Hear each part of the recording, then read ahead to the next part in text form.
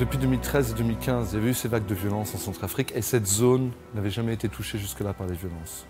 Là, depuis quelques semaines, après des tensions qu'il y a eu plus au nord de Bengassou, les tensions ont commencé à descendre vers le sud et donc à atteindre la zone qui est couverte par Bengassou. La population est effrayée, écoute les rumeurs d'attaques, les exécutions qui ont eu lieu sur les axes, écoute le fait que les gens fuient leur village et donc viennent vers Bengassou. Donc tous ces gens qui se déplacent, ils amènent finalement avec eux ces témoignages, qu'est-ce qu'ils ont traversé.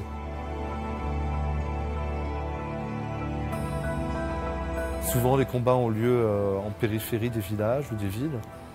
Donc c'est sur des axes en brousse, en pleine forêt. Il y a peu de blessés ou pas de blessés. S'il y en a, en tout cas, on ne les voit pas arriver vers nous. Par contre, il y a des morts.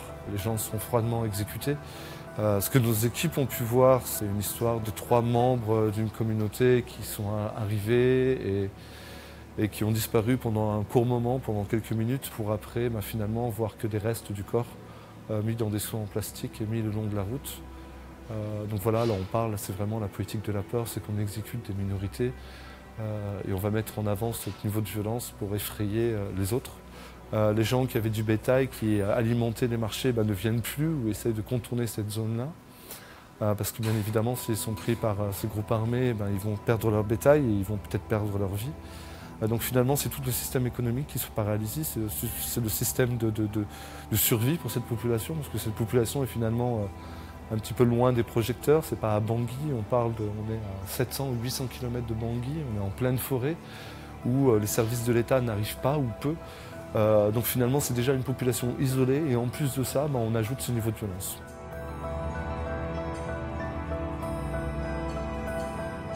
L'équipe est inquiète, bien sûr, c'est un changement de contexte du jour au lendemain.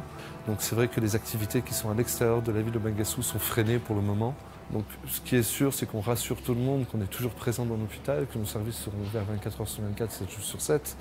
Et voilà, on essaye simplement de préparer l'équipe à, si une vague de violence touche Bengassou, de quelle manière on va devoir nous s'organiser au niveau de l'hôpital pour faire la prise en charge des blessés ou pour assister la population déplacée.